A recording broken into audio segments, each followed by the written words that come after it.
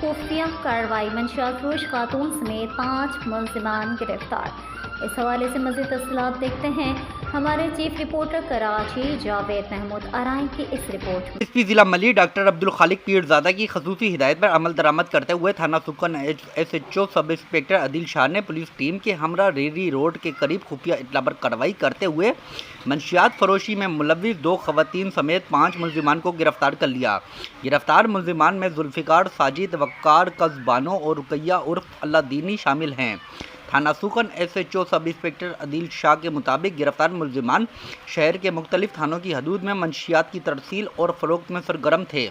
کارروائی کے دوران ملزمان کے قبضے سے 3590 گرام چرس، 1 عدد 30 بور پسٹل، بما ایمونیشن اور منشیات فروخت کرنے کی رقم برآمد ہوئی۔ تھانہ سکن S H O sub inspector Adeel Shah کے مطابق گرفتار ملزم وقار نے تھانہ سکن کی حدود میں ہونے والی اسٹریٹ کرائم کی وارداتوں کا انکشاف کیا ہے۔ گرفتار خاتون رقیہ عرف اللہ دینی اور ذوالفقار ریری گوٹ کے علاقے میں آئس اور چرس کی ترسیل میں ایک متحرک نیٹ ورک چلا رہے تھے جو مختلف علاقوں میں فروخت کا کام کرتے تھے۔